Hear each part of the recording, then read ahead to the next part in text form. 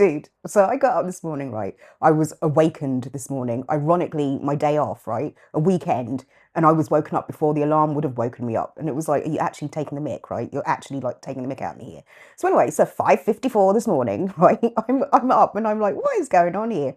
I was looking at something, I was reading something, and the words were popping out, and it was like, oh God, please, not today. Like, I don't want to have to do this, right?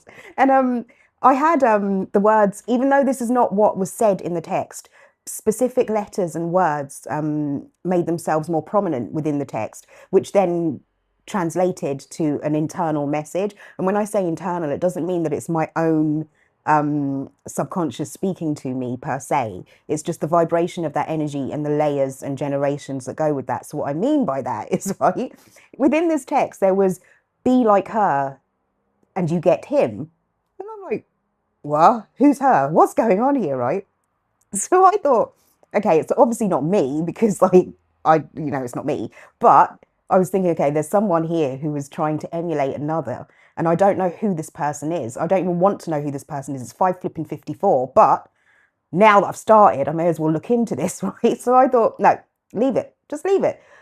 You will receive confirmation as and when you are meant to receive it. Well, hello and behold, by 5:55, I had a couple literally going on through these communications. What happened after seeing those letters in static text, right? I thought, I know, I'll go onto TikTok because there's nothing for me to do at 5:54 in the morning, right? So I've gone onto TikTok. Lo and behold, first thing I see is a tarot reader. I don't know why. But anyway, right? So this tarot reader was normal to start with. Sorry, I shouldn't laugh.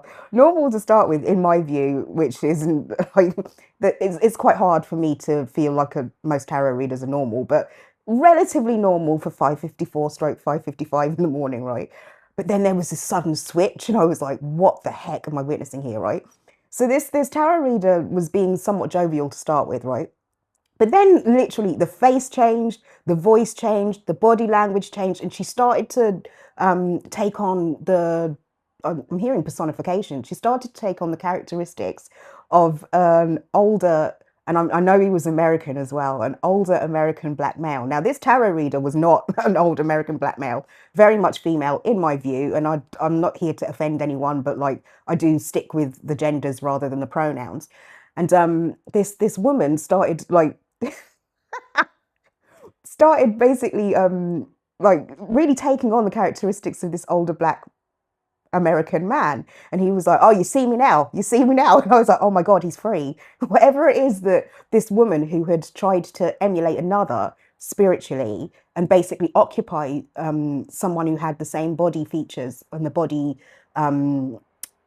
characteristics of what she felt was attractive to the older American black man who, whilst he had been on Earth, basically, she was looking for someone to possess that matched the attractive traits that she felt would then pull him towards her.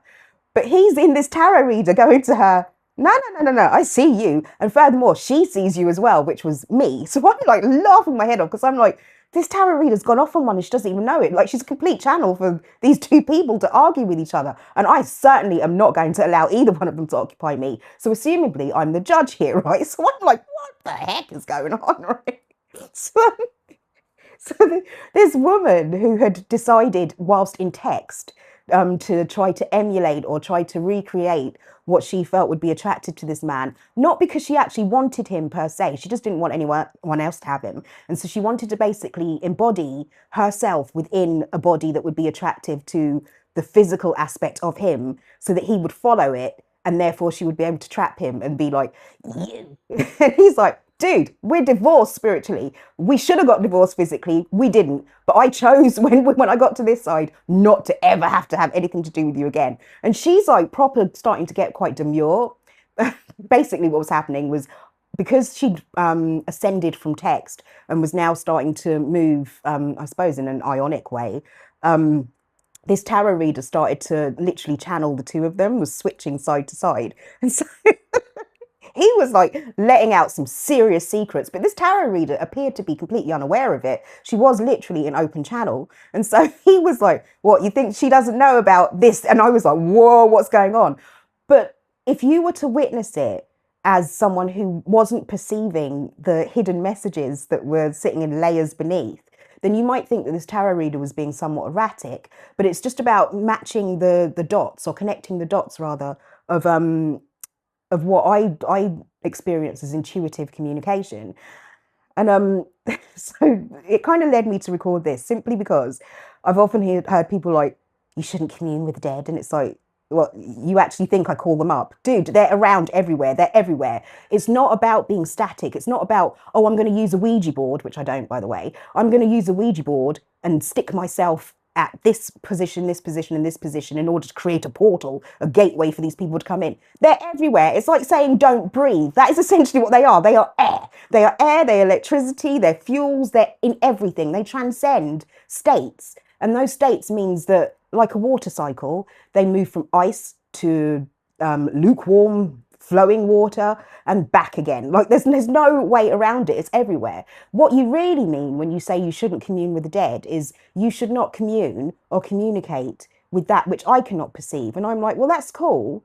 But just because you can't perceive it, it doesn't mean it's not there. And it doesn't mean that I'm trying to in any way enforce it upon you or force upon you my view of what is vibration. But because I'm sensitive to vibration and I read it in different ways, it's available to me all the time. It's not something that I use to my advantage per se, but here's an example. If you've got a smell in your house and it stinks of crap, right? Or a drains, everyone's got drains, right? You've got a drain that stinks. You go to investigate it, right? Because you don't want your house smelling like the drain. You drain the drain, you clean the drain, you do what it is that you need to do in order to remove that smell. It just so happens that when it comes to spiritual communication, I am aware in other ways, and that doesn't make me superior, by the way, but it just means that I have a heightened perception of what's going on underneath. And it is underneath. The dead don't die, as it were. It just means that you get a closer contact with what we perceive or call DNA and the genes that are within a person. And so that's where the generational communication comes from. When a person dies, they just transcend state. Their essence changes form. And so we might have incinerated someone in a crematorium, but the next generation, as it were, holds them because there is a lineage that goes with that. There is a vibratory lineage that goes with it. And so they could be in the air all around us, but still be communicating to us through their descendants, let's say. But anyway, back to the point I wanted to make about the drain.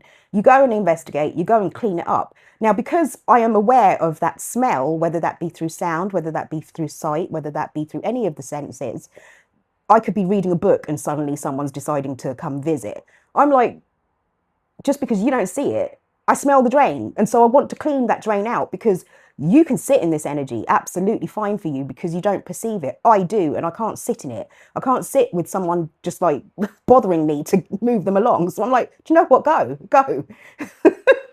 So anyways, this couple, oh Jesus, right? So by the end of it, essentially, I was literally the judge in a spiritual court. And he was saying, I don't want her. Get her away from me. And she's like, he did this and he did that. But then as he was starting to express more and more of himself, it turned out that like she'd kept him muted.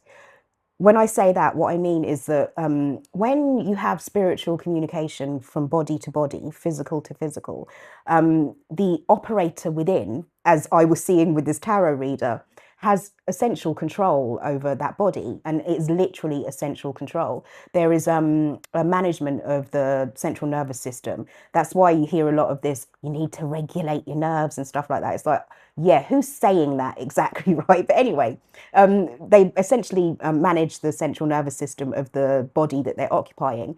And she basically, how do I put it? Kind of like, this sounds so Star Trek, but literally whacked this other body, the body that he was in, because it was a child's body that he was in. So that the child's mobility, their literacy, their expression was somewhat limited. But he was hiding from her in the child anyway. But he still wanted to be able to have a full expression. But you can't be a grown-ass man inside a 3-year-old child and expect it to be interpreted in the same way by someone like me. But anyway, right.